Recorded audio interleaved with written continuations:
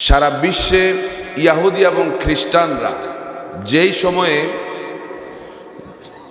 যুবকদেরকে নষ্ট করে ফেলছে বিভিন্ন জিনিসের মাধ্যমে, মদ, জুয়া, হেরোইন, গাঁজা, ইয়াবা, এই বিষয়গুলো যুবকদের মধ্যে ঢুকিয়ে দিয়ে যুবকদেরকে বিপদগামী করে ফেলছে,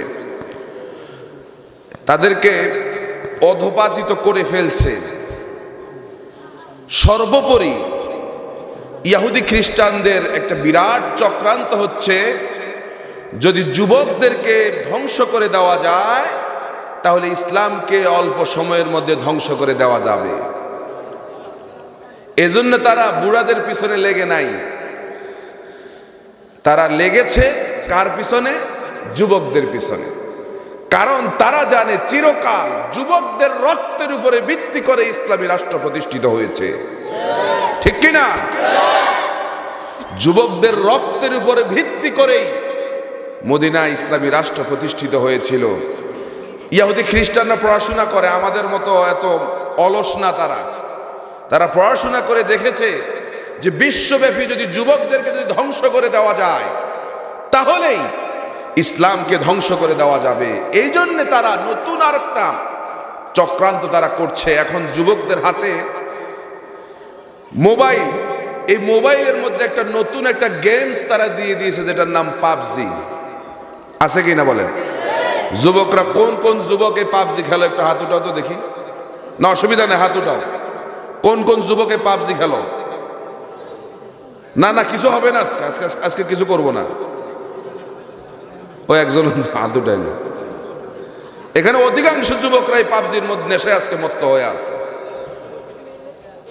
আমরা মাঝে মধ্যে রাস্তা দিয়ে হাঁটি, দেখি যে ৩-৪ জন যুবক একসাথে ধর ধর ধর, কি বলেনি মারো মারো মারো, কি দেখেন? ইহুদি এবং খ্রিস্টানরা এই যুবকদেরকে পাবজির মধ্যে ঢুকাইয়া দিয়া যুবকদের মূল যেই নেশা এবং যে পেশা থাকা দরকার ছিল, সমস্ত অন্যায়ের বিরুদ্ধে যুবকরা যাতে ময়দানে সোচ্চার থাকতে পারে সেদিক থেকে যুবকদেরকে ডাইভার্ট করে আজকে এই আজে বাজে জিনিসের মধ্যে যুবকদেরকে ডুবিয়ে ফেলেছে। কথা ঠিক কিনা? কথা ঠিক কিনা? ঠিক সেই মুহূর্তে আলহামদুলিল্লাহ এই আতিক ফাউন্ডেশনের যুবকেরা আজকের মাহফিলের আয়োজন করলো।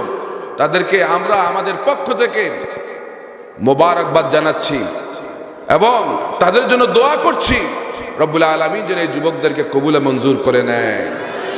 চিরকাল এই যুবকদেরকে ধ্বংস করার জন্য ইসলাম বিরোধী শক্তিরা সব সময় চেষ্টা করেছে, এখন আর কিন্তু চেষ্টা করছে না। করছে কিনা? কথা বলে না। এখন কি আমাদের দেশে মদ, গাঁজা, ইয়াবা নাই? আছে কি না? এই সমস্ত কিছু দিয়ে আজকে যুবকদেরকে নষ্ট করে দিচ্ছে। ফেসবুক আছে তো,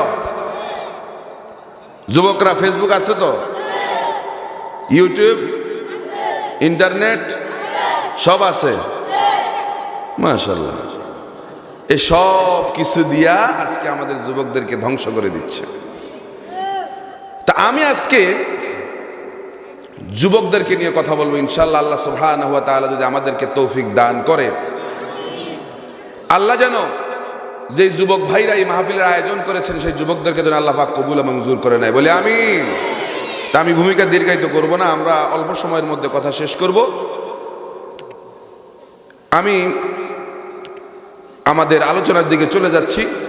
আল্লাহ রাব্বুল আলামিন বলেন, নাহনু নাকুসু আলাইকা নাবাআহুম বিল হাক্কি ইন্নাহুম ফিতয়াতুন আমানু বিরাব্বিহিম ওয়াজিদনাহুম হুদা। আল্লাহ পাক বলেন, হাবিব, আমি আপনাকে সেই সমস্ত যুবকদের ঘটনা আমি সত্য সহকারে আপনাকে শোনালাম যে যুবকরা আল্লাহ রাব্বুল আলামিনের প্রতি ঈমান এনেছিল আর এই ঈমান তাদেরকে সত্যের পথে অটল রেখেছে। রাসূল করিম সাল্লাল্লাহু আলাইহি সাল্লাম বলেন, উসিকুম বিশ-শাবাবি খায়রা ফাইন্নাহুম আরাক্কু আফইদা লাকাদ বাসানি আল্লাহু বিল হানিফিয়্যাতি সামহা ফাহালাফানি আশ-শাবাব ওয়া খালাফানি আশ-শুয়ুখ। আল্লাহর নবী বলেন, উসিকুম বিশ-শাবাবি খায়রা, তোমরা যুবকদের ব্যাপারে তোমরা কল্যাণকামী হবে, যুবকদের ব্যাপারে সব সময় তোমরা ভালো চিন্তা করবে। কারণ হচ্ছে আমি এসেছি এই পৃথিবীতে উদারতা নিয়ে, ভালোবাসা নিয়ে, ইসলামকে বিশ্বময় ছড়িয়ে দেওয়ার জন্য, বিশ্বময় প্রতিষ্ঠিত করার জন্য আমার আগমন। আর ইসলামকে পৃথিবীর বুকে প্রতিষ্ঠিত করতে গিয়ে এই যুবকরাই আমাকে সবচেয়ে বেশি সহযোগিতা করেছে আর বাধা দিয়েছে সমস্ত বুড়ারা। একটু চিন্তা করেন, ইসলামকে প্রতিষ্ঠিত করার জন্য যুবকরা সহযোগিতা করেছে আর বাধা দিয়েছে বুড়ারা। কারা? এখন অনেক বুড়া চিন্তা করে, ব্যাপার কি হুজুর আজকে আইসায় আমাদেরকে ধরছে, ব্যাপারটা কি?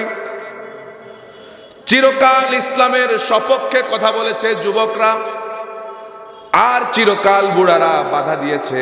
একটু খেয়াল করে দেখেন, আল্লাহর নবী যখন মক্কায় ইসলাম যখন প্রতিষ্ঠিত হয়ে গেল, কোরআন যখন নাজিল হয়ে গেল, আল্লাহর নবী দাওয়াত শুরু করে দিলেন।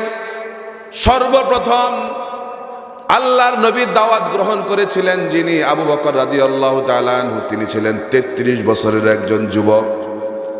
হযরত ওমর, তিনি ইসলাম গ্রহণ যখন করেছেন তার বয়স ছিল 26 বছর।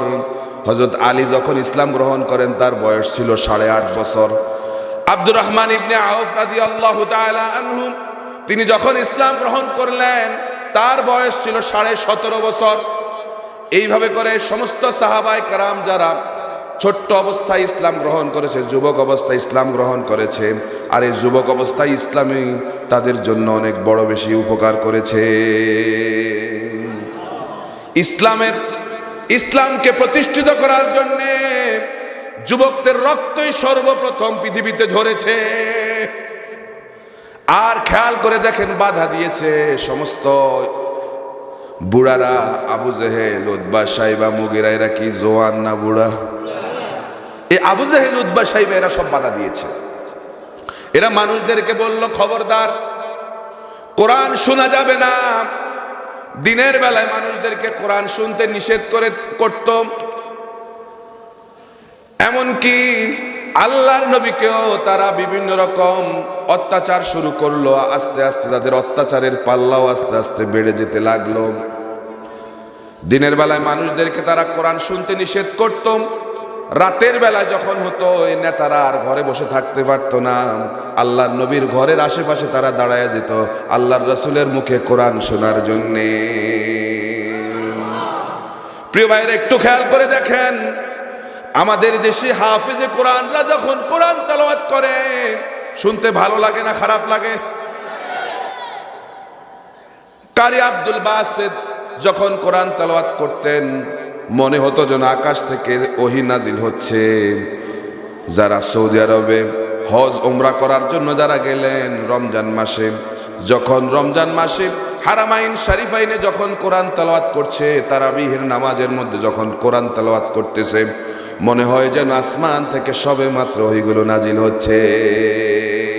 তাহলে দুনিয়ার সাধারণ মানুষ তারা কোরআন তেলাওয়াত করলে যদি এত মজা লাগে, বিশ্বনবী কোরআন তেলাওয়াত করতেন, যে বিশ্বনবীর উপর কোরআন নাজিল হয়েছে, তিনি যখন তেলাওয়াত করবেন তখন কেমন লাগবে? সুবহানাল্লাহ বলেন।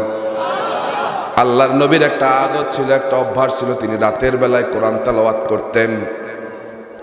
কাফেরেরা আবু জেহেল, আবু সুফিয়ান, উতবা, সাইবা দিনের বেলায় সমস্ত মানুষদেরকে নিষেধ করেছে, খবরদার কোরআন শোনা যাবে। রাত যখন গভীর হয়ে গেল, নিষিদ্ধ জিনিসের প্রতি আকর্ষণ বাড়ে না কমে? এখন এই নেতারা চিন্তা করলো, দিনের বেলায় তো মানুষদেরকে কোরআন শুনবার জন্য নিষেধ করেছি, রাতের বেলায় তো এই মানুষ এখন আর বাহিরে নাই, এরা তো সব ঘরের মধ্যে ঢুকে গেছে। আবু জেহেল চিন্তা করলো, আমি একা একা গিয়ে আল্লাহর রাসূলের ঘরের পাশে দাঁড়ায় আমি কোরআন শুনবো। এই চিন্তা করে আবু জেহেল আল্লাহর নবীর ঘরের এক পাশে দাঁড়ায় গেলেন। আবু সুফিয়ান চিন্তা করল, নেতা যখন আমাদেরকে নিষেধ করেছে তাহলে নেতা তো আসবে না, আমি একা একা কোরআন শুনবো। এই চিন্তা করে আবু সুফিয়ান আল্লাহর রাসূলের ঘরের আরেক পাশে দাঁড়ায় গেল। উতবা সাইবারও একই চিন্তা। এই চিন্তা করে তারা আল্লাহর নবীর ঘরের চারপাশে চারজন দাঁড়ায় গেল। আল্লাহর নবী কোরআন তেলাওয়াত শুরু করে দিলেন। তারা শুনতেছে, শুনতে শুনতে বেহুশ হয়ে গেল। এরপরে কখন যে সকাল হয়ে গেছে তারা টেরই পায় নাই। সকাল যখন হয়ে গেল, একজনের সঙ্গে একজনের যখন দেখা হয়ে গেল, আবু জেহেল বলল, ব্যাপারটা কি? আবু সুফিয়ান, গতকালকে না মানুষদেরকে নিষেধ করলা কোরআন শোনার জন্য, আজকে কেন আসলাম? আবু সুফিয়ান বলল, ভাই আবু জেহেল শোনো, গত রাতে মুহাম্মদ সাল্লাল্লাহু আলাইহি সাল্লাম যেই কোরআন তেলাওয়াত করেছে, নিঃসন্দেহে এটা কোনো মানুষের কথা হতে পারে না। আমার তো মনে হয় এটা মহান আল্লাহর পক্ষ থেকে পাঠানো কিতাব। এখন আবু জেহেল বলতেছে, ব্যাপার কি আবু সুফিয়ান? তুমি যে যেভাবে কোরআন প্রীতি তোমার মধ্যে দেখা যাচ্ছে, না জানি কবে আবু বকর ওমরের মতো পাগল হয়ে তুমি মুসলমান হয়ে যাও। এবার আবু জেহেল বলল, খবরদার, আজ থেকে নিষিদ্ধ করে দেওয়া হলো। কর্মীরা তো কোরআন শুনতেই পারবে না, কোন নেতাও কোরআন শুনতে পারবে না।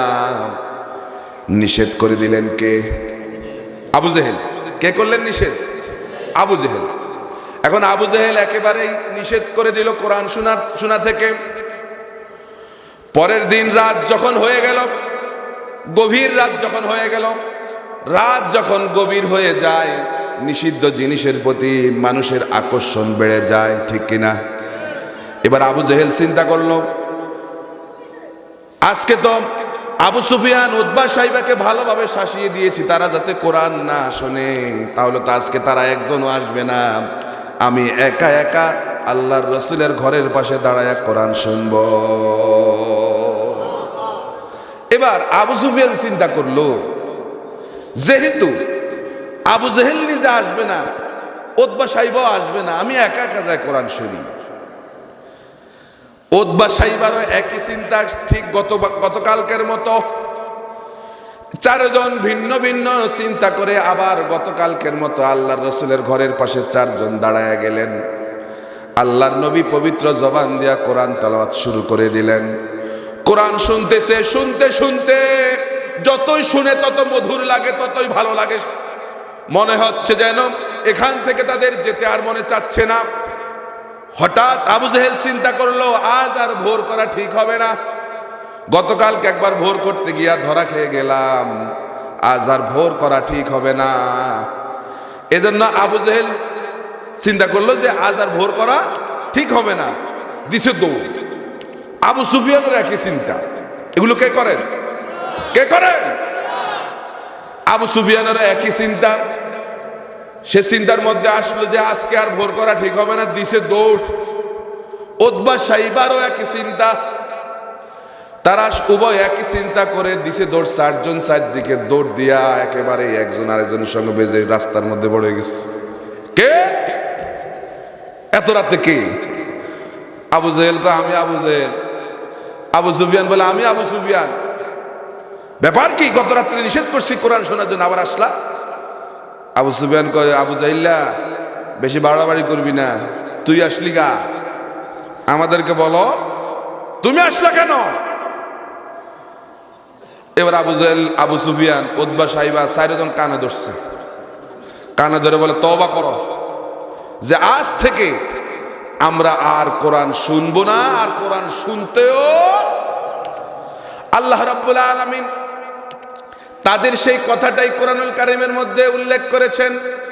তারা তখন বলেছিল, وقال الذين كفروا لا تسمعوا لهذا القرآن والغوا فيه لعلكم تغلبون।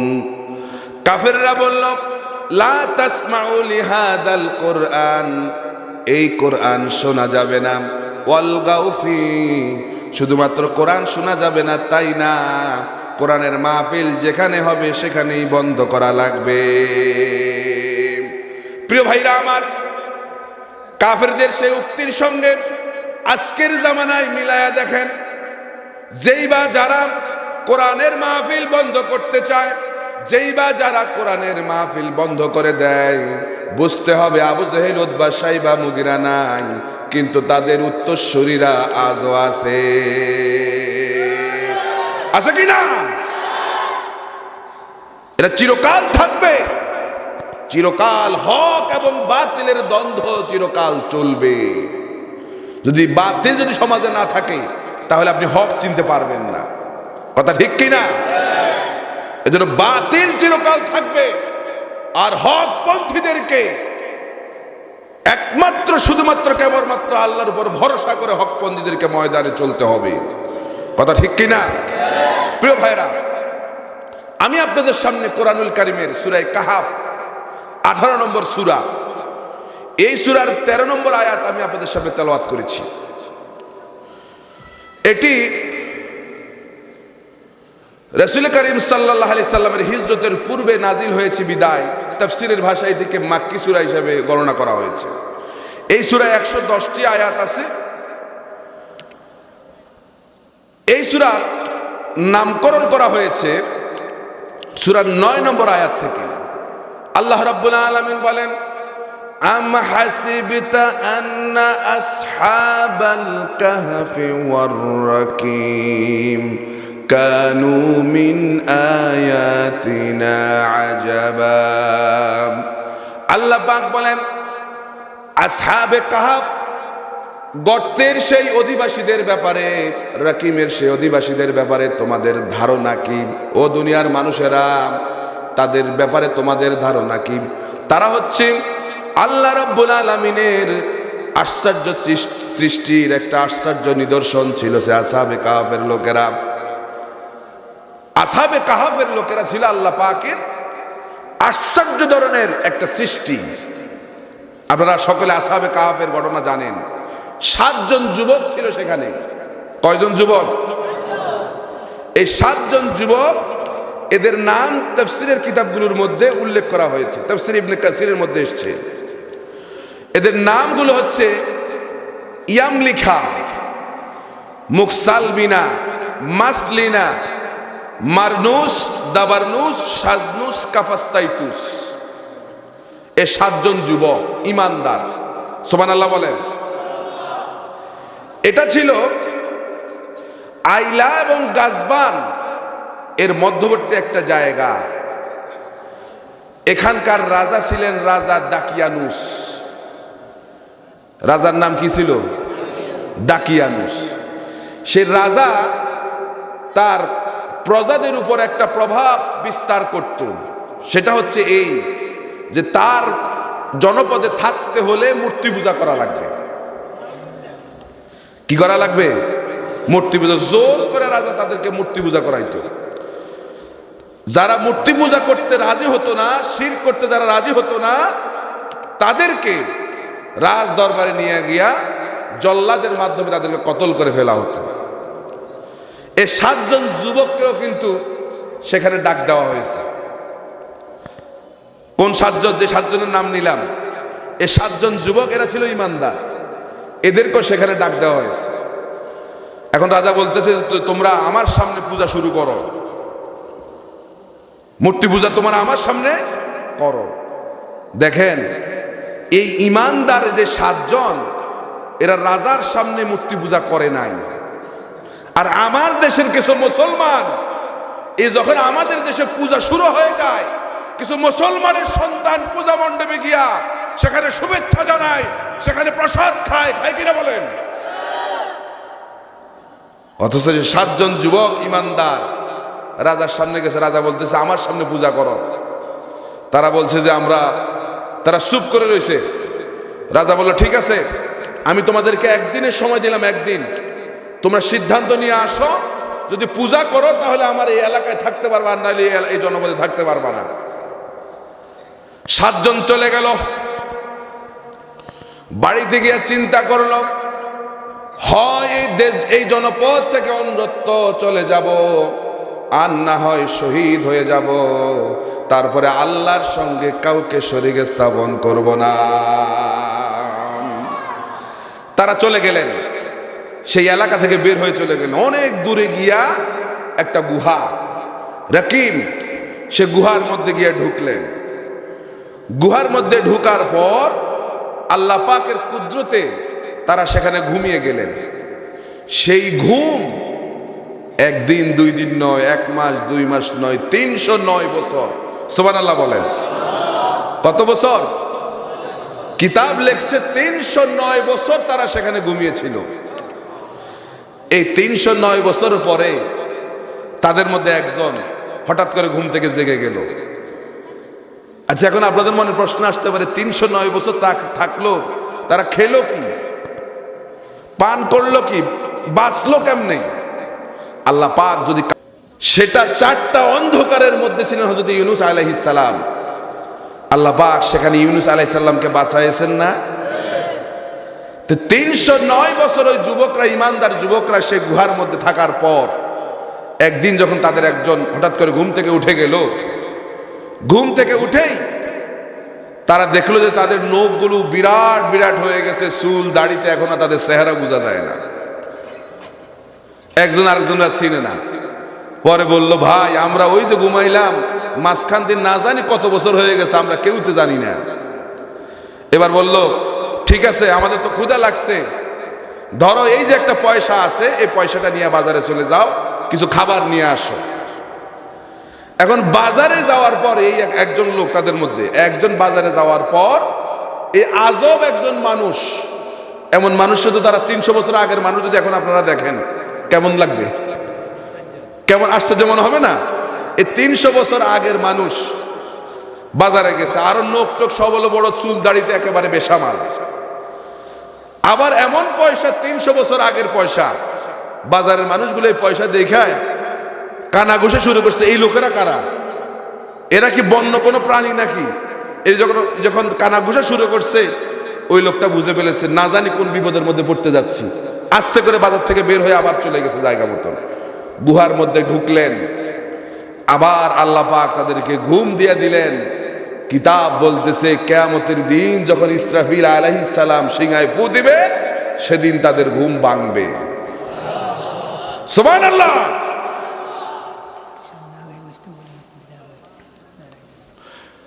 তো সেই যুবকদেরকে, সে রাজা দাকিয়ানুস তাদেরকে মূর্তি পূজা করাইতে পারে।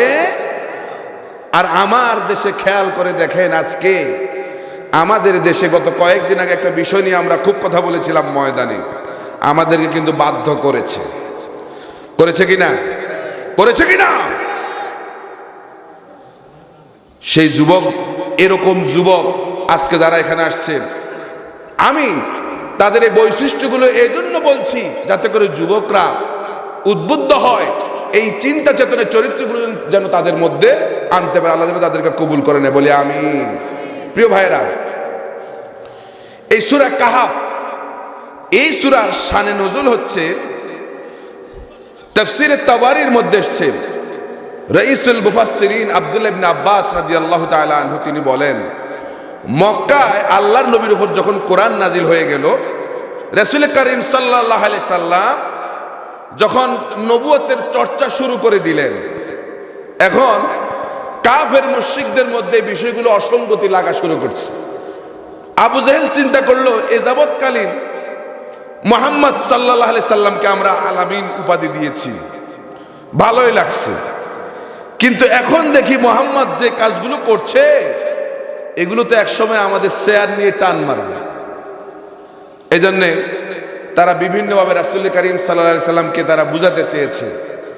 এক পর্যায়ে তারা যখন বিব্রত হয়ে পড়লো, দেখছে যে রাসূলকে আর তারা আর বুঝায় আর পারছে না, তখন তারা নজর ইবনে হাবেস এবং উকবা ইবনে আবি মুঈদকে মদিনায় তারা পাঠায় ইহুদিদের কাছে, এক ইহুদি আলেমের কাছে সেখানে পাঠালো। পাঠানোর পরে সেই ইহুদি আলেম তাদেরকে শিখাইয়া দিছে যে তোমরা যে মুহাম্মদের কথা বলছো, সে মুহাম্মদকে তোমরা 3টা প্রশ্ন করবা, যদি এই 3টা প্রশ্নের জবাব যদি তিনি দিতে পারেন, তাহলে তিনি সত্যিকারে আল্লাহর রাসূল। আচ্ছা বলেন, রাসূল যদি প্রশ্নের জবাব দিতে না পারে তাহলে কি তিনি রসুল না? কথা বলতে রসুল কি না? কোন ইহুদি, খ্রিস্টান, নাস্তিক, মুরতাদের কাছে থেকে সার্টিফিকেট নেওয়ার দরকার নাই। আমার নবী মুহাম্মদুর রাসূলুল্লাহ সাল্লাল্লাহু আলাইহি সাল্লাম, তিনি আল্লাহর রাসূল, এই ব্যাপারে সার্টিফাই করেছেন কে? যেখানে আল্লাহ সার্টিফাই করেছেন সেখানে দুনিয়ার মানুষের কোনো সার্টিফিকেটের কোনো প্রয়োজন। তারা তাদেরকে 3টা প্রশ্ন দিয়ে দিল। সেই প্রশ্নগুলো নিয়ে তারা আসলো। 1 নম্বর প্রশ্ন হচ্ছে, গুহায়, ওই যে রাকিমের গুহায় যে যুবকরা ঢুকলো, এই যুবকদের ব্যাপারে, যারা শহর ছেড়ে চলে গেল, এই যুবকদের ব্যাপারে মুহাম্মদ সাল্লাল্লাহু আলাইহি সাল্লাম আপনি কি জানেন? 2 নম্বরে সেই ব্যক্তির ব্যাপারে তাকে প্রশ্ন করবে যে ব্যক্তি সারা বিশ্ব সফর করেছিল। আর 3 নম্বরে রূহ সম্পর্কে প্রশ্ন করবেন আল্লাহর নবীকে। যদি তিনি সত্যিকারে আল্লাহর নবী হন তাহলে 3টা প্রশ্নের জবাব তিনি দিতে পারবেন। মক্কায় এসে তারা আল্লাহ রাসূলকে 3টা প্রশ্ন করছে। রাসূল বলছে, তোমরা আগামীকাল এসো। বিরাট ঘটনা, তোমরা আগামীকাল এসো। কিন্তু রাসূল ইনশাআল্লাহ বলেন নাই। কি বলেন নাই? ইনশাআল্লাহ। দেখবেন আমরা অনেক কাজ করার সময় ইনশাআল্লাহ নাই আছে, আগামীকাল তোমার কাছে যাব, ইনশাআল্লাহ নাই। এজন্য রাসূল ইনশাআল্লাহ না বলার কারণে তখন কিন্তু আপনার আগামীকাল এই ওহীর এই জবাবগুলো আল্লাহ রাসূল দিতে পারেন নাই। পরবর্তী সময়ে যখন জিবরাইল আমিনের মাধ্যমে আল্লাহ পাক খবর পাঠিয়েছেন যে আপনি ইনশাআল্লাহ না বলার কারণে এই প্রশ্নের জবাবগুলো আপনার কাছে আসে নাই, তখন জিবরাইল আলাইহিস সালাম আল্লাহ রাসূলের কাছে অবশেষে এই প্রশ্নের জবাবগুলো নিয়ে আসছেন। যে এদের মধ্যে যে যুবকদের ব্যাপারে কথা বলা হয়েছিল, যে যুবকরা গুহার, সেই যুবকরা হচ্ছে ওই 7 জন যুবক, এরা এখনো সেখানে ঘুমে আছে। আমরা ছোটবেলায় একটা গল্প পড়ছিলাম, আজব ঘুম। একটা গল্প পড়ছিলাম কিনা? এই সেই যুবকরা সেখানে আজব ঘুম গিয়েছিল, আজও তারা সেখানে ঘুমে আছে। আর যার কথা বলা হয়েছে তিনি বিশ্ব সফর করেছেন, তিনি হচ্ছেন জুলকারনাইন। হযরত জুলকারনাইন আলাইহিস সালাম তিনি বিশ্ব সফর করেছেন। সারা বিশ্ব কোথায় কি আছে, জুলকারনাইন আলাইহিস সালাম তিনি সব কিছু জানেন, দেখেছেন। আর রূহের ব্যাপারে প্রশ্ন করা হয়েছিল যে রূহ, ইয়াসআলুনাকা আনির রূহ কুলির রূহ মিন আমরি রাব্বি, যে রূহ হচ্ছে আল্লাহ পাকের একটা নির্দেশ। বিজ্ঞান একজন মানব দেহ থেকে রূহ কিভাবে চলে যায়, আমেরিকার নাসা বিজ্ঞানীরা তারা এটা মানে চিন্তা করছে যে কিভাবে রূহ বের হয়ে যায়। একটা গ্লাসের মধ্যে একজন মুমূর্ষ ব্যক্তিকে ঢুকালো, একটা গ্লাসের মধ্যে ঢুকানোর পরে তারা সেখানে রূহ কিভাবে বের হয়ে যায় এটা তারা লক্ষ্য করবে, দেখবে যে কিভাবে রূহ বের হয়। আপনারা বলেন এটা কি সম্ভব? এটা সম্ভব? ওই গ্লাসের ভেতর থেকে আজরাইল ওই লোকটার রূহ নিয়ে গেছে, কখন যে চলে গেছে এই বিজ্ঞানী লোকেরা তারা টেরও পায় নাই, তারা কল্পনাও করতে পারে না কখন যে রূহ চলে গেছে। তাহলে রূহটা কি আল্লাহ পাকের একটা নির্দেশ। প্রিয় ভাইরা,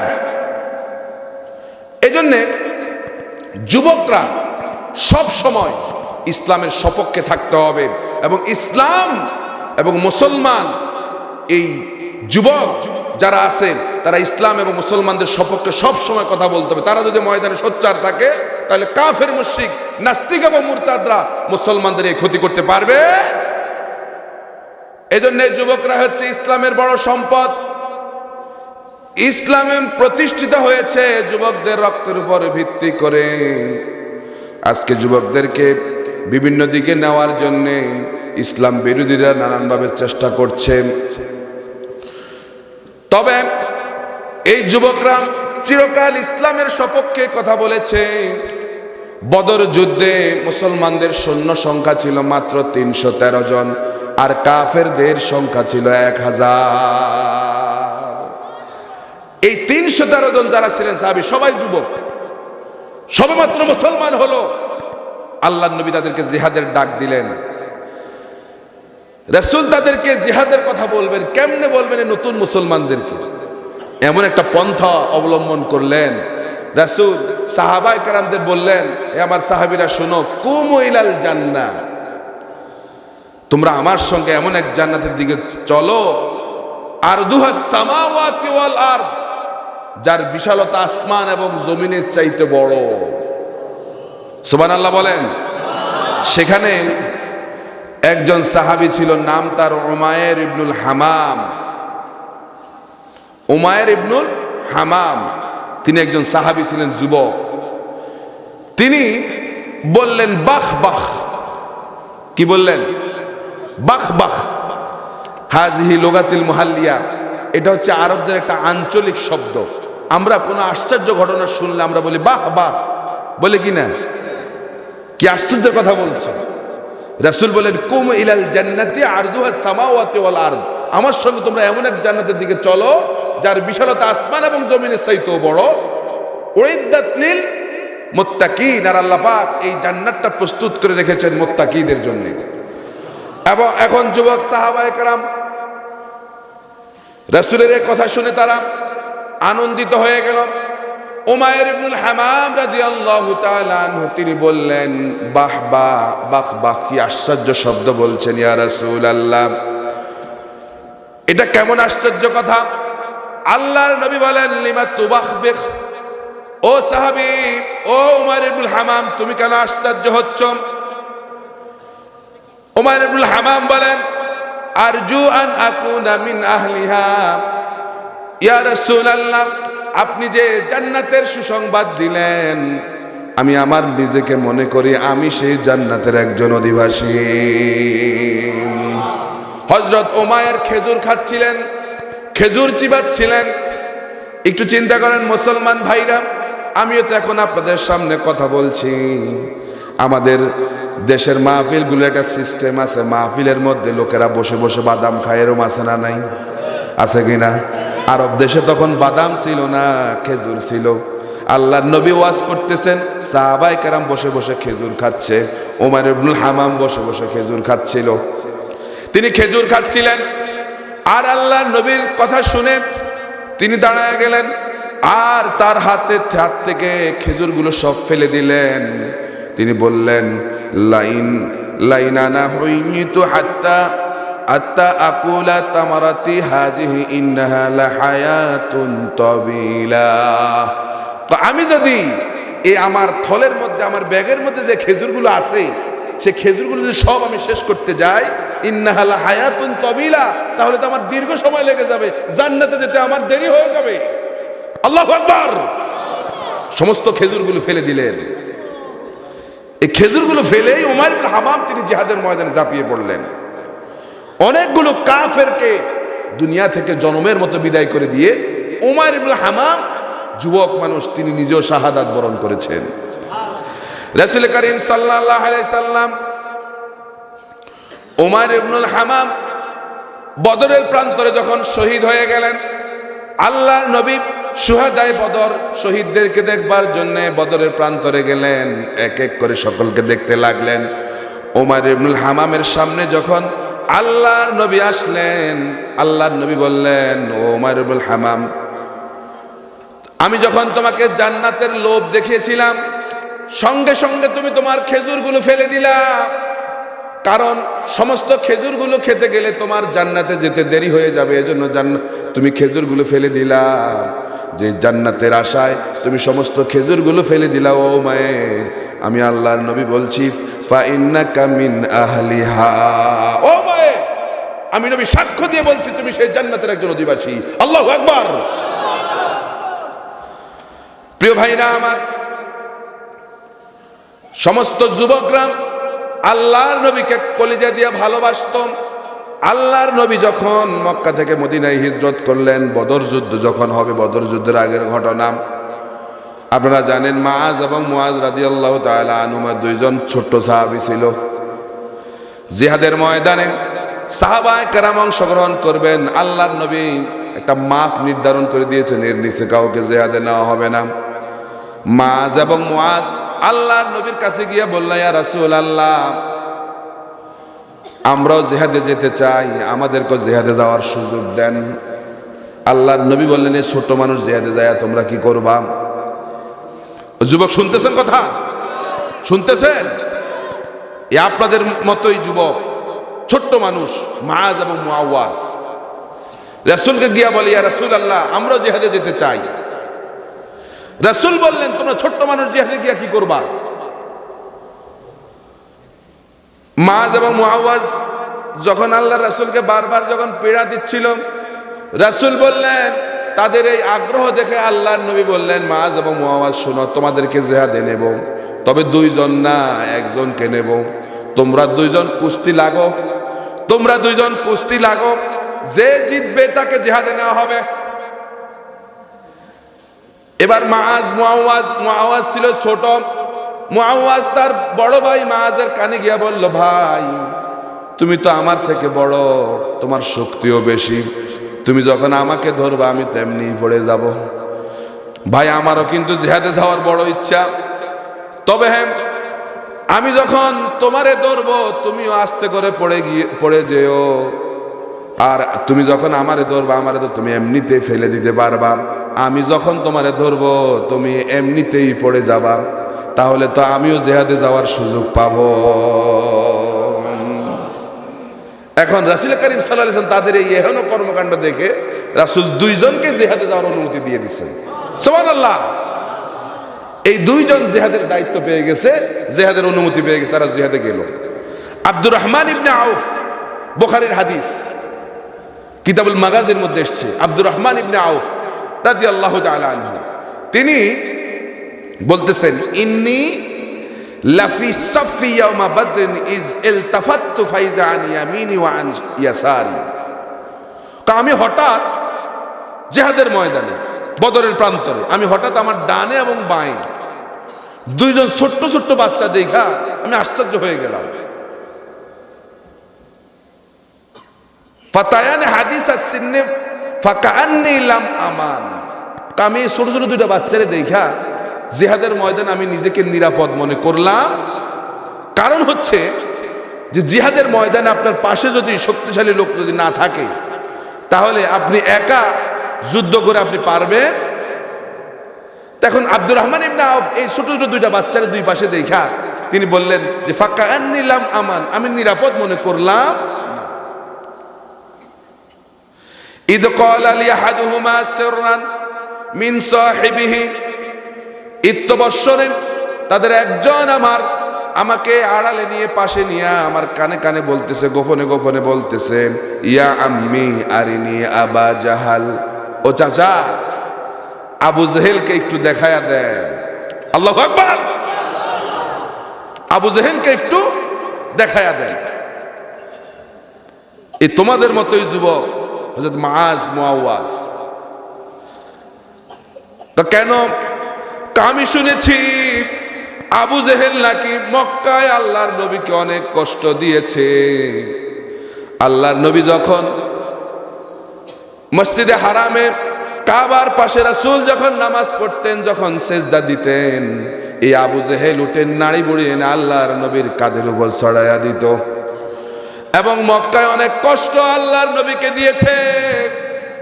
এই জন্য আপনাকে বলছি, চাচা আরিনি আবা জাহাল, আবু জেহেলকে একটু দেখায়া দেন।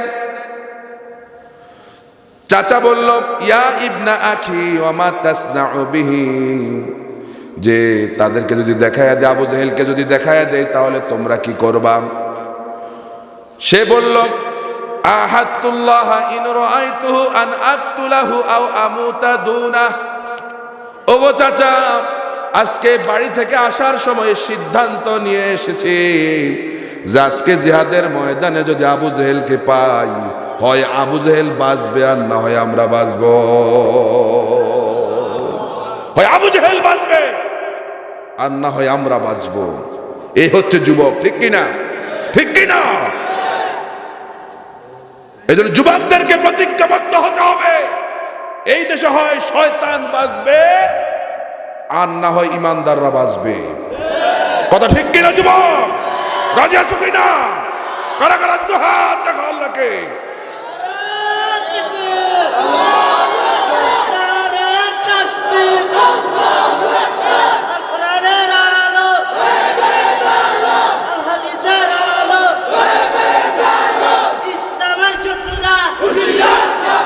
আল্লাহ কবুল করুক বলে আমিন।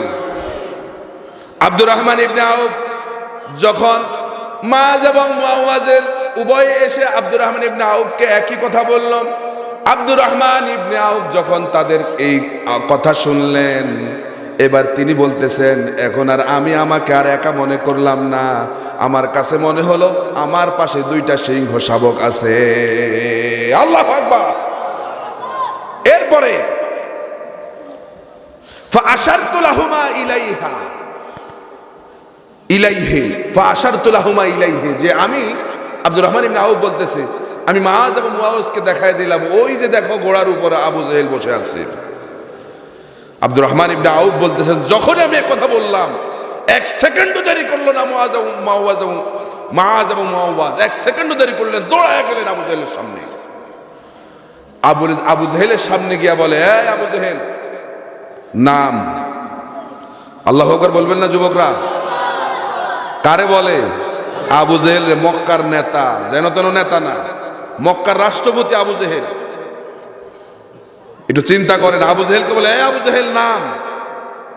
বয়স কত? 10 এবং 12, দুইজন শিশু, এর যুবক হয় নেই। এই দুইজন শিশু বলতেছে আবু জেহেল নাম। আবু জেহেল প্রথম পাত্তা দেয় না, এই সব। কিন্তু এই দুইজন ঘোড়ার চারপাশ দিয়ে ঘুরতেছে আর বারবার বলতেছে, আবু জেহেল নাম, তোমার সঙ্গে খেলা হবে, মাঠে নামো। কি হবে? মাঠে নামো। প্রিয় ভাইরা আমার, এভাবে যখন বলতেছে, অবশেষে আবু জেহেল বিরক্ত হয়ে গেল। এইবার সে তরবারি চালানো শুরু করে দিল। তরবারি চালাতে চালাতে এক পর্যায়ে মুআজের বাম হাতের মধ্যে আবু জেহেলের তরবারির কোপ পড়ল। এই কোপ পড়ার সঙ্গে সঙ্গে মুআজের বাম হাত কেটে সামান্য চামড়াটা লেগে থাকলো। দুই ভাই চেষ্টা করছে আবু জেহেলকে দুনিয়া থেকে বিদায় করে দেবে।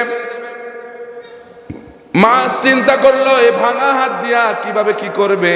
আস্তে করে এই হাতটা পায়ের নিচে রেখে আল্লাহু আকবার বলে হাতটা ছেড়ে ফেললো, আর আল্লাহু আকবার বলে গোড়ার পায়ের মধ্যে দিল কোপ। সঙ্গে সঙ্গে আবু জেহেল জমিনের মধ্যে পড়ে গেছে। আবু জেহেল জমিনে পড়ে গেছে। আবু জেহেল যখন জমিনে পড়লো, উদয়া যখন পড়ছে, এই পিঠের উপর দুই ভাই উঠে বসছে। আবু জেহেল এবার কি করবি? আবু জেহেল বুঝে ফেলে গেছে খেলা শেষ, এখন আর তার কিছু করার কোনো সুযোগ। এবার কয়, ও বাবারা শুনো, আমি তো মক্কার নেতা, তোমরা যদি আমার পেছন থেকে যদি কাটো, কল্লা যদি কাটো, তাহলে মক্কার লোকেরা বলবে যে আবু জেহেল ভয় পায় পালাইতে গেছে, এই জন্য পিছন থেকে কোপ খাইছে। কথা বুঝছেনি? কথা বুঝেন কিনা? তোমরা আমার মারবা, একটু সম্মানের সহিত মারো, তোমরা আমাকে সম্মানের সহিত মারো। এরপরে তাকে উৎকরিয়া এরপরে গলার মধ্যে কোপ দিয়ে তার কল্লাকে আলাদা করে দেওয়া হয়েছে। কয়টা বাচ্চা? কয়টা বাচ্চা? সুতরাং শয়তান যত বড়ই হোক না কেন, ইমানদার ছোট্ট ছোট্ট যুবকদের সামনে তারা কিছুই না। কথা ঠিক কিনা? এজন্য যুবকদেরকে সবসময় প্রস্তুত থাকা লাগবে। যদি নাস্তিক এবং মুরতাদদের বিরুদ্ধে রাস্তায় নামতে হয়, আমরা সকল যুবকরা প্রস্তুত আছি না নাই? সময় আছে না নাই? কারা কারা প্রস্তুত? দুহাত দেখো আল্লাহকে।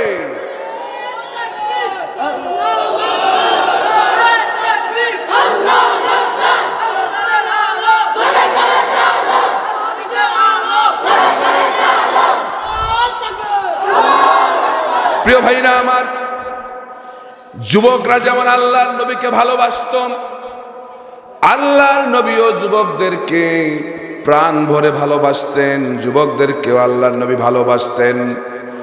এক মজলিসের মধ্যে আল্লাহর নবী কথা বলতেছিলেন, হঠাৎ করে তিনি তাকায়া দেখলেন একজন যুবক দাঁড়ায় আছে, নাম তার জারির। তিনি বসার কোনো জায়গা পেলেন না। আল্লাহর নবী তার পবিত্র চাদরখানা জারিরের দিকে নিক্ষেপ করে বললেন, জারির, তুমি দাঁড়ায় আছো কেন? তুমি বসো, আমার চাদর বিছায়া তুমি আমার চাদরের মধ্যে বসো। হযরত জারির রাদিয়াল্লাহু তাআলা আনহু আল্লাহর নবীর এই চাদরখানা জারির নিয়া তিনি চুমা খেতে লাগলেন আর বুকের মধ্যে লাগাতে লাগলেন। আর বললেন আকরামাকাল্লাহ কামা আকরামতানি ইয়া রাসূলুল্লাহ। ওগো আল্লাহর রাসূল, পৃথিবীর কোন মানুষ কি আপনার চাদরে বসতে পারে?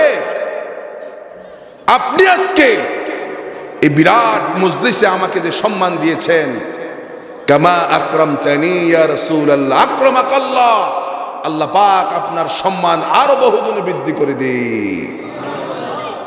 যুবকদেরকে আল্লাহ রাসূল কলিজা দিয়ে ভালোবাসতেন, সব সময় যুবকদেরকে ভালোবাসতেন। প্রিয় ভাইরা আমার, সেই যুবকদেরকে আজকে নষ্ট করার জন্য ইসলাম বিরোধীরা সব ধরনের ষড়যন্ত্র করছে। একটু চিন্তা করে দেখেন, যুবকরা আজ বাতিলের শিকার। যুবকরা আজ কাদের শিকার? এমন নেতার পিছনে যুবকরা আজকে দৌড়াচ্ছে। ও যুবকরা, একবার খেয়াল করে দেখেন, আপনি যে নেতার পিছনে দৌড়াচ্ছেন, এই নেতা কি আপনাকে কোনোদিন বলে আসো যুবক ভাইরা আসো নামাজের দিকে যাই? এই কথা কোনোদিন বলে কিনা? যুবকরা জবাব দেন, এই কথা বলে কিনা? এই কথা নেতারা বলে কিনা? ও যুবকরা আসো, মায়ের খেদমত করো, বাবার খেদমত করো, সমাজের মানুষদেরকে সম্মান করো, মর্যাদা দাও, মুরব্বীদেরকে সালাম দাও। এই নেতারা এই কথা বলে নাকি?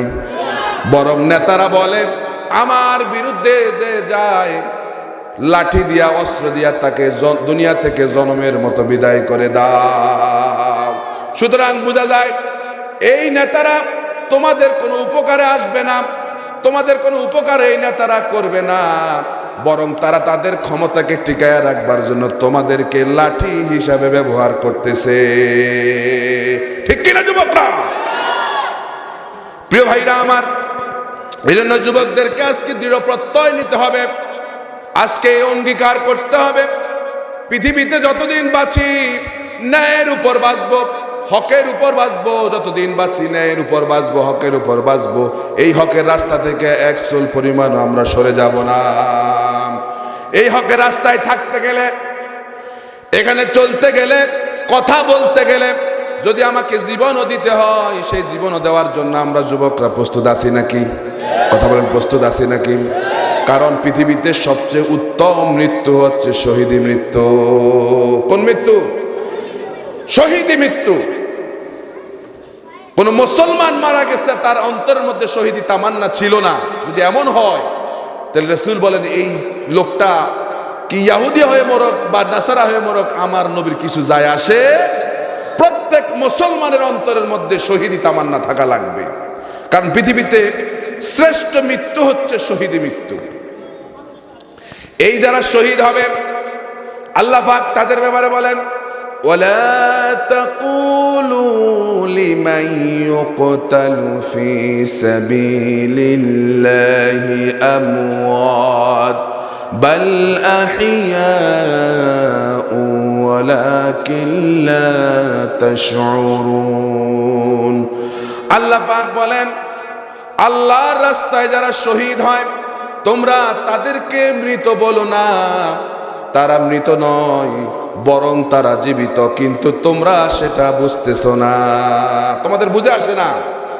তারা যে জীবিত, আল্লাহ পাক অন্য আয়াতে বলেন যারা কবরবাসী হয়ে যায়, আমরা যারা স্বাভাবিক মৃত্যু নিয়ে কবরে যখন চলে যাব, তখন আমরা কবরে গিয়ে ঘুমাইয়া যাব। কি করবো যায়? জোরে বলেন। আমরা ঘুমাইয়া যাব। যারা ঘুমাইয়া থাকে তাদেরকে খাবারের প্রয়োজন আছে নাকি? কথা বলে, প্রয়োজন আছে। কিন্তু শহীদরা কবরে ঘুমায় না, তারা সেখানে জীবিত থাকবে। কি থাকবে? জীবিত থাকে। এখন তারা জাগ্রত থাকবে। যদি জাগ্রত থাকে তাহলে খাবার লাগবে কিনা? লাগবে কিনা? এবার অন্য আয়াতে আল্লাহ পাক বলেন, ওয়ালা তাহসাবান্নাল্লাযীনা কুতিলু ফি সাবিলিল্লাহি আমওয়াত বাল আহইয়াউ ইনদা রাব্বিহিম ইউরযাকুন। পাক বলেন তাদের ব্যাপারে তোমাদের ধারণা কি? যারা আল্লাহর রাস্তায় জীবন যারা দেয় তারা মৃত নয়, তারা জীবিত, তারা কবরে জীবিত অবস্থায় থাকবে এবং আল্লাহ রব্বুল আলামিন তাদেরকে সেখানে রিজিক দিতে থাকবে। তাদেরকে আল্লাহ পাক সেখানে খাবার দিবেন। শহীদরা কোনোদিন মৃত হতে পারে? এজন্য শহীদি মৃত্যু কিয়ামতের দিন আল্লাহ রাব্বুল আলামিন যারা পৃথিবীতে শাহাদাত বরণ করবে, যারা শহীদ হবে, কিয়ামতের দিন আল্লাহ রাব্বুল আলামিন শহীদদের কোনো বিচার করবেন না। কিয়ামতের দিন আল্লাহ রাব্বুল আলামিন শহীদদেরকে বিনা বিচারে জান্নাত দিয়া দেবে, এদের কোনো বিচার নাই।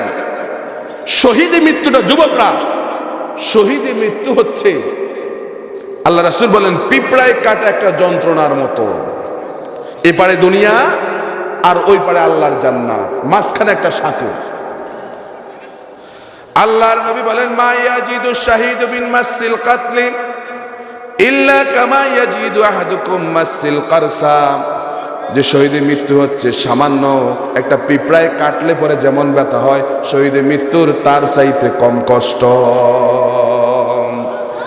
এই শাহাদাতের অনেক ফজিলত রয়েছে। আল্লাহর নবী যখন উহুদ যুদ্ধে রাসূল করিম সাল্লাল্লাহু আলাইহি সাল্লাম যখন অংশগ্রহণ করলেন, এক পর্যায়ে হঠাৎ উহুদের ময়দান থেকে খবর আসলো, কুতিলা মুহাম্মদ, আল্লাহর নবী উহুদে শহীদ হয়ে গেছেন। এই সংবাদ যখন মদিনার অলিতে গলিতে পৌঁছে গেল, মদিনার নারী পুরুষরা সব বেহুশ হয়ে গেলেন। রাসূল যদি আর বেঁচে না থাকে তাহলে কিভাবে, কি জন্য, কার জন্য বাঁচবো? একজন মহিলা ঘর থেকে বের হয়ে দৌড়ানো শুরু করছে উহুদের দিকে। মহিলা দৌড়াচ্ছে, হঠাৎ একজনের সঙ্গে দেখা হয়ে গেল। সেই লোকটি বলল, মহিলা কোথায় যাও? উহুদে যেতে চাই। তো উহুদে যায় কোনো লাভ নাই, তোমার যে দুইটা সন্তান উহুদের ময়দানে গিয়েছে তারা শহীদ হয়ে গেছে, উহুদে যায় কোনো লাভ নাই। মহিলা বলল, কে শহীদ হয়েছে শুনতে চাই না, আগে বলো আল্লাহর নবী কেমন আছে। এরপরে মহিলারা আগানো শুরু করল। আরেকটু সামনে যখন গেল, আরেকজনের সঙ্গে দেখা হয়ে গেল। লোকটি বলল, গো মহিলা কোথায় যাও? উহুদে যেতে চাই। উহুদে যায় কোনো লাভ নাই, যে উহুদে তোমার স্বামী গিয়েছিল জিহাদ করার জন্য, সেই তোমার স্বামী উহুদে শাহাদাত বরণ করেছে। মহিলা বলল, কে শহীদ হয়েছে শুনতে চাই না, আগে বলো আমার রাসূল আল্লাহর নবী কেমন আছে সেটা আগে বলো। প্রিয় ভাইরা আমার, এই মহিলা যখন উহুদের ময়দানে যখন ঢুকে গেলেন, অনেকজন সাহাবায়ে কেরাম রাসূলকে এইভাবে করে ব্যাট দিয়ে রাসূলকে রাখলো। একজন সাহাবী আবু তালহা একাই ৮২টা তীর তার শরীরের মধ্যে ঢুকছে, শরীরের পুরা শরীর তীরের আঘাতে জাজরা হয়ে গেল। তাদেরকে সরায়া ওই মহিলা যখন আল্লাহর নবীর পবিত্র চেহারা যখন দেখলেন, মহিলা আনন্দে আত্মহারা হয়ে বলল, ইয়া রাসূলুল্লাহ, এই জিহাদের ময়দানে আমার দুইটা সন্তান আর আমার স্বামী জিহাদের ময়দানে শহীদ হয়ে গেছে, আমার তেমন কোনো দুঃখ কষ্ট নাই। ওগো রাসূল, আপনি বেঁচে আছেন, এটাই উম্মতের সবচেয়ে বড় পাওনা। মদিনার অলিতে গলিতে ঘোষণা হয়ে গেল রাসূল শহীদ হয়ে গেছে। হযরত হানজালা রাদিয়াল্লাহু তাআলা আনহু তোমাদের মতোই যুবক মানুষ, সবেমাত্র বিয়ে করেছে, নতুন বিয়ে করেছে। এই রাতটা ছিল তার বাসর রাত। রাত শেষ করার পরে সকাল যখন হলো, সকালে যখন রাসূল শহীদ হয়ে গেছে এই ঘটনা যখন শুনলো, তার উপর গোসল ফরজ ছিল, গোসল করতে যাবে। এমন সময় কে যেন বলে যাচ্ছে, কুতিলা মুহাম্মদ। এই কথা শুনে হযরত হানজালা রাদিয়াল্লাহু তাআলা আনহু তিনি স্ত্রীকে বললেন, বউকে বললেন, ঘর থেকে তরবারিটা আনো। স্ত্রী যখন তরবারি এনে দিল, তিনি জিহাদের ময়দানের দিকে দৌড় মারলেন। স্ত্রী তার পিছনে পিছনে দৌড়ায় আর বলেন, আপনার উপর গোসল ফরজ, গোসলটা করে যান। হযরত হানজালা বলল, কার জন্য গোসল করব? যে নবীর জন্য গোসল করব তিনি তো আর নাই। তিনি চলে গেলেন জিহাদের ময়দানে। অনেকগুলো কাফিরকে দুনিয়া থেকে জনমের মতো বিদায় করে দিয়া হযরত হানজালা যুবক মানুষ, তিনিও শাহাদাত বরণ করেছেন। জিহাদ যখন শেষ হয়ে গেল, যুদ্ধ যখন শেষ হয়ে গেল, শুহাদায়ে উহুদ, উহুদের শহীদদেরকে দাফন করবার জন্য আল্লাহর নবী নির্দেশ দিবেন। এমন মুহূর্তে হানজালার স্ত্রী এসে সামনে দাঁড়ালো, বলল, ইয়া রাসূলুল্লাহ, আমি জানি শহীদদেরকে গোসল দেওয়া হয় না, আমার স্বামীকে যেন গোসল দেওয়া হয়, কারণ তার উপর গোসল ফরজ ছিল। আল্লাহর নবী সাহাবায়ে কেরামদেরকে হযরত হানজালার গোসলের ব্যবস্থা করার জন্য নির্দেশ দিবেন, ঠিক এমন মুহূর্তে আসমান থেকে জিবরাইল আলাইহিস সালাম এসে বলল, ইয়া রাসূলুল্লাহ, ইয়া রাসূলুল্লাহ, হানজালার গোসলের কোনো ব্যবস্থা আপনাকে করতে হবে না, কারণ এই যুবক হানজালার শাহাদাতে আল্লাহ রাব্বুল আলামিন এত খুশি হয়ে গিয়েছে যে দুনিয়ার সাধারণ কোনো পানি দিয়ে নয়, হাউজে কাউসারের পানি আর নূরের তৈরি ফেরেশতা দিয়া আল্লাহ রাব্বুল আলামিন হানজালার গোসলের ব্যবস্থা করে ফেলেছে। এই কথা শুনে কয়েকজন সাহাবী দৌড়ায় গিয়া দূর থেকে দেখে হানজালার লাশ, আর সেখান থেকে বেহেশতে একটা খুশবু আসতেছে। সুবহানাল্লাহ। এজন্য যুবকদেরকে বলি, আল্লাহর রাস্তায় জীবন দেওয়ার জন্য প্রস্তুত থাকো, কারণ এই দেশে তথা গোটা পৃথিবীর মধ্যে আজকে ইসলাম এবং মুসলমানদেরকে ধ্বংস করে দেওয়ার জন্য কাফের মুশরিকরা তো আছেই, সাথে আছে মুসলমান নামদারি কিছু মুনাফিকেরা, আছে কি না? তোমাদের মতোই যুবক ছিল হযরতে সাদ সালামী রাদিয়াল্লাহু তাআলা আনহু। যুবক ছেলে ইসলাম কবুল করেছে। ইসলাম কবুল করার পরে রাসূল করিম সাল্লাল্লাহু আলাইহি সাল্লামের সঙ্গে যখন চলতো, সমস্ত ফরজগুলো ঠিকমতো আদায় করত, সুন্নতগুলো আদায় করত। শুধুমাত্র একটা সুন্নত তার বাকি আছে, সেই সুন্নতটা পূরণ করার জন্যে মদিনার বিভিন্ন বাড়িতে গিয়েছে, কিন্তু সেই সুন্নতটা সে পূরণ করতে পারে নাই। একদিন এসে আল্লাহর নবীকে বলল, ইয়া রাসূলুল্লাহ, খুব কান খাড়া করে শুনুন, সাদ সালামী নাম কি সাহাবী? সাদ সালামী, যুবক মানুষ। আল্লাহর নবীর কাছে গিয়ে বলল, ইয়া রাসূলুল্লাহ, ইয়া হাবিবাল্লাহ, আমি ইসলাম কবুল করার পরে সমস্ত ফরজগুলো ঠিকমতো আদায় করার চেষ্টা করছি, সুন্নতগুলো আদায় করছি, তবে একটা সুন্নত আমার এখনো বাকি আছে। সেই সুন্নতটা হলো, আপনি বিয়ে করেছেন, আমি এখনো বিয়ে করতে পারি নাই। আমি মদিনার বিভিন্ন বাড়িতে বিয়ের প্রস্তাব নিয়েছি, কিন্তু কেউ আমার কাছে মেয়ে বিয়ে দিতে রাজি না, কারণ আমি হচ্ছে কালো মানুষ, আর আমার মুখের মধ্যে বসন্তের দাগ। এই অবস্থার কারণে মদিনার কোন নারী, কোন মহিলা তাদের মেয়েকে আমার কাছে বিয়ে দিতে চায় না। ইয়া রাসূলুল্লাহ, আমি আপনার কাছে বলছি, আমার একটা বিয়ের ব্যবস্থা আপনি করে দেন, কারণ আমি সব সুন্নত পালন করেছি, এই সুন্নতটা এখনো পালন করতে পারি নাই। রাসূল করিম সাল্লাল্লাহু আলাইহি সাল্লাম তাকে বললেন, যাও মদিনার অমুক বাড়িতে, সেখানে আমার সাহাবী অমুক রয়েছে, তার একটা সুন্দরী মেয়ে আছে, তুমি সেখানে যাও, সেখানে তার বিয়ের ব্যবস্থা, তোমার বিয়ের ব্যবস্থা সেখানে হয়ে যাবে। আল্লাহর নবী সংবাদ পাঠালেন সেই সাহাবীর কাছে, আর হযরত সাদ সালামীকে সেখানে পাঠিয়ে দিলেন। সেখানে গিয়ে যখন সেই বাড়িতে গেলেন, সাদ সালামী যখন সেখানে গেলেন, সেই সাহাবী সাদ সালামীকে দেখে পছন্দ হইল না, বলল যে না, বিয়ে দেওয়া যাবে না, কারণ তুমি কালো মানুষ, আরো মুখে দাগ, আমার এত সুন্দরী মেয়েটা আমি তোমার কাছে বিয়ে দেব না। আহা, সাদ সালামী কানতে কানতে অস্থির, আহারে আল্লাহ, কি চেহারা দিলা তুমি আমার, কেউ আমার বিয়ে করতে রাজি না। যখন তিনি চলে আসবেন, ঠিক এই মুহূর্তে ভেতর থেকে তার মেয়ে, ওই সাহাবীর মেয়ে তাকে ডাক দিয়ে বলল, বাবা, এই যে প্রস্তাবটা নিয়ে এসছে, প্রস্তাবটা কার? বললো, এটা রাসূল করিম সাল্লাল্লাহু আলাইহি সাল্লাম প্রস্তাব পাঠাইছে, ছেলে কালো দেখে তোমার আমি বিয়ে দিতে রাজি হই নাই। মেয়ে বলল, বাবা, ছেলে যত কালোই হোক না কেন, রাসূল করিম সাল্লাল্লাহু আলাইহি সাল্লামের প্রস্তাব আপনি কোন সাহসে ফিরাইয়া দিলেন? আল্লাহু আকবার! কোন সাহসে রাসূলের এই প্রস্তাব আপনি ফিরাইয়া দিলেন? মেয়ে বলল, বাবা, আমি রাজি আছি, রাসূলের প্রস্তাব আমি রাজি। আল্লাহু আকবার! মেয়ে যখন রাজি হয়ে গেল, সাহাবী বলল, মা, তুমি যখন রাজি তাহলে আমিও রাজি, আমি আর দেরি করব না, আমিও রাজি। এই সাহাবীর সঙ্গে, সাদ সালামীর সঙ্গে তোমার বিয়ে দিয়ে দেব। আল্লাহর নবীর কাছে যখন গেলেন, আল্লাহর নবী বললেন, সাদ সালামী, তোমার কাছে কি মোহর আছে নাকি? মোহর তো দেওয়া লাগবে, বিয়ে যে করবা। সাদ সালামী বলল, আমার কাছে তো তেমন কোনো মোহর নাই। আল্লাহর নবী বললেন যাও আলীর কাছে যাও। হযরত আলীর কাছে যখন গেল, আলী 200 দিরহাম তাকে দিলেন। এরপরে বললেন যাও ওসমানের কাছে যাও। ওসমানের কাছে যখন যাওয়া হলো, ওসমান রাদিয়াল্লাহু তাআলা আনহু তাকে 200 দিরহাম দিলেন বা তার চাইতে একটু বেশি দিলেন। এগুলো নিয়ে আল্লাহর নবীর কাছে যখন আসলেন, রাসূল বললেন যাও এগুলো নিয়ে বাজার করে আসো। বিয়ে করতে হলে বাজার লাগেনি? এই কমলনগরে লাগেনি? না বাজার ছাড়াই হয়নি?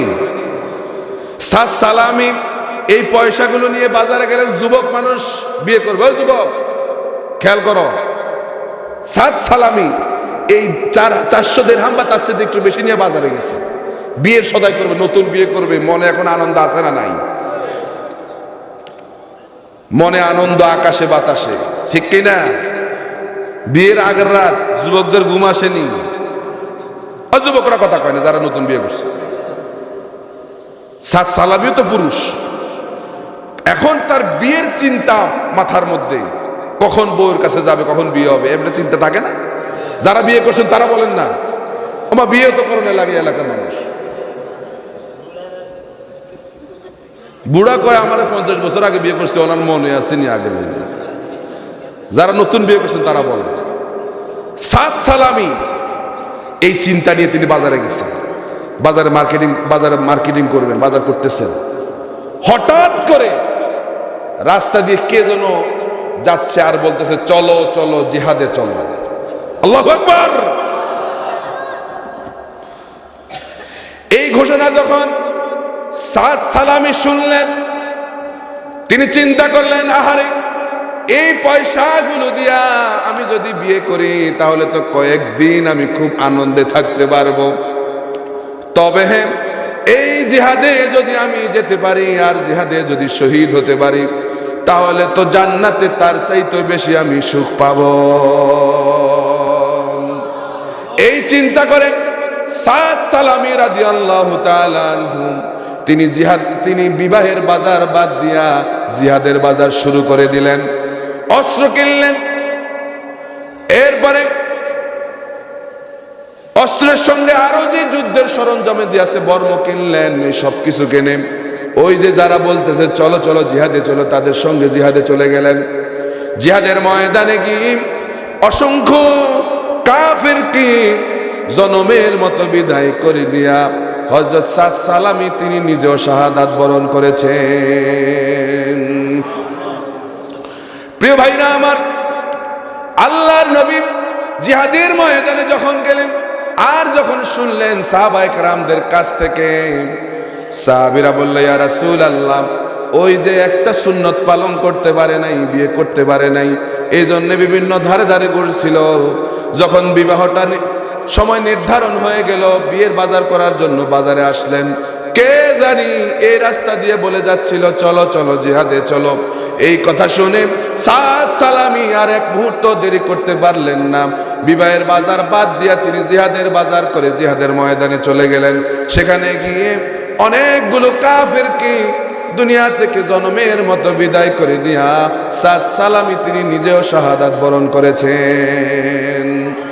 তাকে কাপড় দিয়ে ঘুরিয়ে রাখা হয়েছে।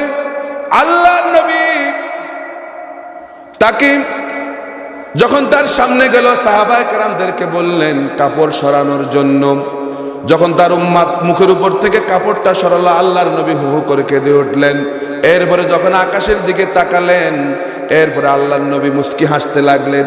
এরপরে আবার আল্লাহর নবী তার চেহারা ঘুরাইয়া ফেললেন। প্রিয় ভাইরা আমার, তিনটা কাজ করলেন আল্লাহর নবী। সাহাবায়ে কেরাম প্রশ্ন করলেন ইয়া রাসূলুল্লাহ যখন সাদ সালামির চেহারার দিকে আপনি তাকালেন তখন আপনি কেঁদে দিলেন, এরপর আকাশের দিকে যখন আপনি তাকালেন তখন আপনি মুস্কি হাসলেন, এরপর আবার আপনি আপনার চেহারা ঘুরাইয়া ফেললেন। আমরা বড় আশ্চর্য হয়ে গেলাম, কিছুই বুঝলাম না। আল্লাহর নবী বললেন ও আমার সাহাবীরা শোনো, আমি যা দেখি তোমরা তা দেখো না। আমি যখন আমার সাদ সালামির চেহারার দিকে আমি যখন তাকালাম, আমার সেই কথা মনে পড়ে গেছে। মদিনায় একটা সুন্নত পালন করার জন্য মানুষের ধারে ধারে ঘুরেছে। অবশেষে যখন সুন্নতটা পালন করার সময় যখন এসে গেল, সেই সুন্নত সেদিকে বিবাহ, সেই বিবাহটা বাদ দিয়া জিহাদের ময়দানে গিয়া শহীদ হয়ে গেল। আমার সেই চেহারাটা এখন মনে পড়ে গেছে, এই জন্য আমি কান্না করা শুরু করে দিলাম। এরপরে আমি যখন আকাশের দিকে তাকালাম, আমি তাকায়া দেখলাম কমপক্ষে কয়েকশো হুর, আল্লাহর জান্নাতের হুর সাদ সালামীকে নেওয়ার জন্য তারা এগিয়ে আসতেছে। এরপরে হঠাৎ একটা দমকা বাতাস হয়ে গেল। বাতাস হওয়ার সঙ্গে সঙ্গে হুরদের কাপড় একটু সরে যাচ্ছিল। এটা দেখে আমি আমার চেহারাটা আস্তে করে ঘুরাইয়া ফেললাম। প্রিয় ভাইরা, যুবকরা, আল্লাহর রাস্তায় যারা জীবন দেওয়ার জন্য প্রস্তুত থাকে, আল্লাহর জান্নাতের হুররাও তাদেরকে অভ্যর্থনা জানানোর জন্য তারা প্রস্তুত থাকে। সুবহানাল্লাহ বলি যুবকরা। এজন্য যুবকদেরকে বলবো সব সময় হকের পক্ষে, ন্যায়ের পক্ষে, ইনসাফের পক্ষে সব সময় থাকা লাগবে। এতে করে আমার জীবন যাক আর না হয় জীবন। প্রিয় ভাইরা আমার, তোমাদের মধ্যে আরেকজন যুবক ছিল হযরতে, ইসলাম কবুল করার আগে তার নাম ছিল আব্দুল উজ্জা। বুখারীর কিতাবুল মাগাজির মধ্যে এসেছে আব্দুল উজ্জা। কি নাম? আব্দুল উজ্জা মানে উজ্জার গোলাম। ইসলাম কবুল করার আগে তার নাম ছিল আব্দুল উজ্জা। ছোট্ট অবস্থায় বাবা মারা গেছে, চাচার কোলেতে লালিত পালিত ছিলেন। চাচা তাকে লালন পালন করেছে, কিছু সম্পদ দিয়েছে ব্যবসা করার জন্য। এক সময় যখন আল্লাহর নবীর প্রতি ভালোবাসা সৃষ্টি হয়ে গেল, রাসূলের ব্যাপারে যখন জানলেন, একদিন গিয়া চাচার বললেন, চাচা, মুহাম্মদ সাল্লাল্লাহু আলাইহি সাল্লাম এই লোকটার ব্যাপারে আপনার ধারণা কি? চাচা বলল, আমার কাছে তো ভালোই মনে হয়। ভাতিজা বলল, যদি ভালো মনে হয় তাহলে আসুন আমরা একসাথে ইসলাম কবুল করি, কালেমা পড়ে মুসলমান হয়ে যাই। চাচা বলে, না, কখনো নয়। ভাতিজা বলল, চাচা, অনেক বছর ধরে অপেক্ষা করছিলাম, আমার ইচ্ছা ছিল আপনি আগে মুসলমান হবেন, আপনাকে দেখা দেখে আমি মুসলমান হব। কিন্তু যখন আজকে আপনি সিদ্ধান্ত নিলেন মুসলমান হবেন না, আপনাকে সাক্ষী রেখে আমি ঘোষণা দিলাম, লা ইলাহা ইল্লাল্লাহু মুহাম্মাদুর রাসূলুল্লাহ। চাচা বলে, ভাতিজা, এর পরিণাম কিন্তু ভালো হবে না। কি হবে? এই যে তুমি আমার বাড়িতে থাকো, আমার বাড়ি ছেড়ে দিতে হবে। যুবক মানুষ আব্দুল উজ্জা, আমার বাড়িতে থাকো, আমার বাড়ি ছেড়ে দিতে। ওকে ছেড়ে দিলাম, এখনই ছেড়ে দিলাম। আল্লাহু আকবার বলবেন না যুবকরা? ইসলাম কবুল করার কারণে বাড়ি ছেড়ে দেওয়া লাগছে। এখন একটা ভালো কাজ যদি যুবকরা যেতে চায়, অনেক সময় মুরব্বীরা ঘর থেকে বের হতে দেয় না। ঠিক কিনা যুবকরা? ঠিক কিনা? আল্লাহর দ্বীনকে সমাজে প্রতিষ্ঠিত করতে গিয়া এরকম মা বাবার আদেশ শোনা যাবে?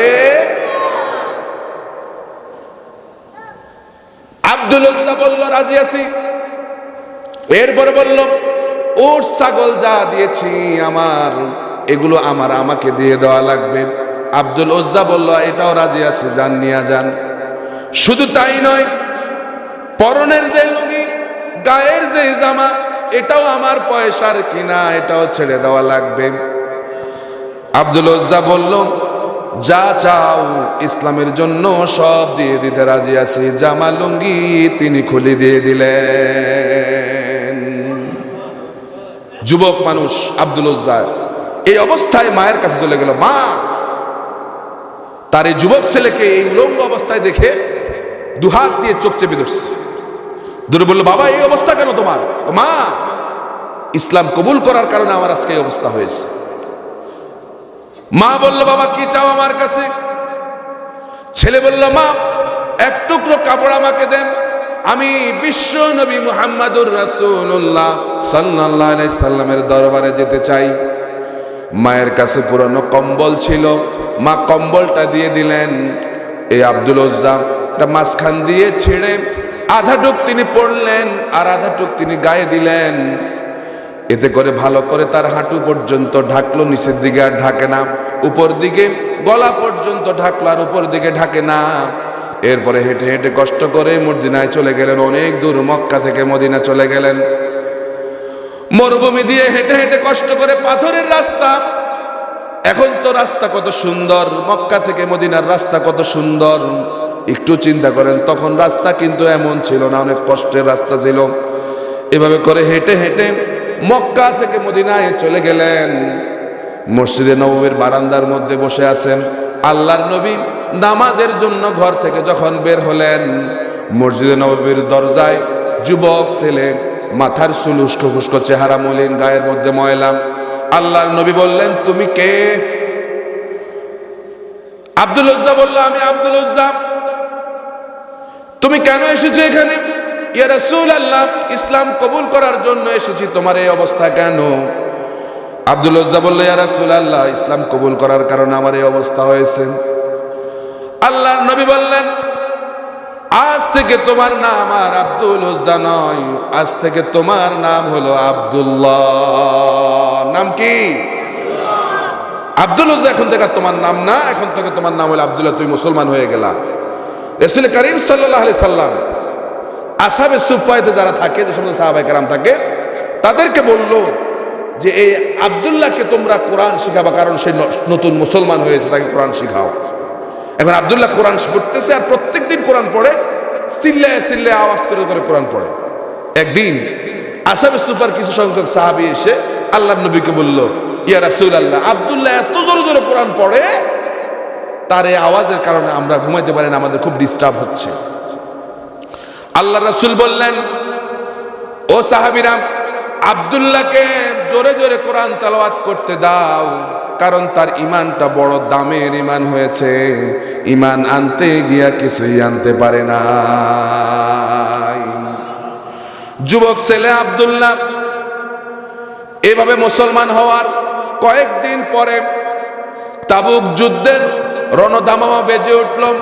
আল্লাহর নবী সাহাবায়ে কেরামদেরকে বললেন, আমরা তাবুকে যাব, তাবুকের যুদ্ধ হবে, যার কাছে যা আছে তোমরা জমা করো। সাহাবায়ে কেরাম সবাই দিতে লাগলো। মহিলারাও তাদের নাকের ফুল, কানের দুল, যার কাছে যা আছে স্বর্ণ গয়না সব এনে আল্লাহর নবীর সামনে স্তূপ করলেন। এরপরে একদিন এ আব্দুল্লাহ এসে বলল, ইয়া রাসূলুল্লাহ, ইয়া হাবিবাল্লাহ, এই জিহাদের ময়দানে সকলেই তো সকল কিছু দিয়েছে, সাহাবায়ে কেরাম সবাই দান করেছে, এমনকি মহিলা সাহাবীরাও দান করেছে, অথচ আমি এমন এক আল্লাহর গোলাম, কিছুই দিতে পারলাম না এই জিহাদের ময়দানে। ওগো আল্লাহর নবী, আমার তো দেওয়ার কিছু নাই, তবে আপনি আল্লাহর কাছে দোয়া করুন, আল্লাহ আমি যেন এই জিহাদের ময়দানে আমার জীবনটা দিয়ে দিতে পারি। আল্লাহর নবী বললেন, ওগো আব্দুল্লাহ, একটা গাছের বাকল আনো। একটা গাছের বাকল আনা হলো। এই বাকলটা আল্লাহর রাসূল হযরতে আব্দুল্লাহর ডান হাতের মধ্যে বেঁধে দিলেন, আর বললেন, আব্দুল্লাহ, আমি তোমার রক্ত কাফেরদের জন্য আমি হারাম করে দিলাম। আব্দুল্লাহ কেঁদে কেঁদে অস্থির, বলতেছি, ইয়া রাসূলুল্লাহ, আমি আপনার কাছে চাইলাম কি, আর আপনি দিলেন কি? আল্লাহর নবী বলেন, ও আব্দুল্লাহ, শোনো, এখন যদি তোমার মৃত্যুটা জ্বরের মধ্যে হয়, তাহলে আল্লাহ রাব্বুল আলামিন তোমার এই তামান্নার কারণে তোমাকে শহীদ হিসাবে কবুল করে নেবেন। এজন্য যুবকরা, আল্লাহর রাস্তায় শহীদি তামান্না সকল যুবক, সকল মুমিন মুসলমানের শহীদি তামান্না তাদের অন্তরের মধ্যে থাকা লাগবে। আমরা যারা ময়দানে কথা বলি, কারোর দিকে তাকায়া কথা বলি না, কারণ আমাদেরকে বাঁচাবেন একজন, তিনি কে? কে বাঁচাবেন? আল্লাহু ইয়াসিমুকা মিনান নাস। আল্লাহ বলেন, দাওয়াত দিয়ে যাও, বাঁচাবার মালিক হচ্ছে আমি আল্লাহ, কেউ বাঁচাতে পারবে না। আব্দুল্লাহ এরপরে তিনি চলে গেলেন। কয়েকদিন পরে খবর আসলো, এই আব্দুল্লাহ কয়েকদিন জ্বর ভোগ করে আব্দুল্লাহ ইন্তেকাল করেছেন। ইন্না লিল্লাহি ওয়া ইন্না ইলাইহি রাজিউন। আল্লাহর নবী সাহাবায়ে কেরামদেরকে বললেন, এই আব্দুল্লাহর দাফন কাফনের ব্যবস্থা করো। দাফন কাফনের ব্যবস্থা হলো, দাফন হবে রাতের বেলায়। একজন লোক, বুখারীর মাগাজির মধ্যে এসেছে, একজন লোক কবরের পাশে দাঁড়ায় আছে, টিমটিম একটি আলো লাইট নিয়ে। সামান্য আলো জ্বলছে এমন একটা লাইট নিয়ে দাঁড়ায় আছে। আর একজন লোক কবরের মধ্যে নামলো, আর দুইজন লোক লাশটা বহন করে নিয়ে আসতেছে। যিনি কবরে নামলেন তিনি বলতেছেন, লাশ বহন করে যারা আনতেছ খবরদার, লাশের সঙ্গে বেয়াদবি করো না, আস্তে সম্মানের সহিত লাশটা নিয়ে আসো। লাশ আনা হলো। কবরে যিনি দাঁড়ায় আছিলেন তিনি লাশ ধরলেন, লাশ কবরের মধ্যে রাখলেন, মাটি চাপা দিলেন।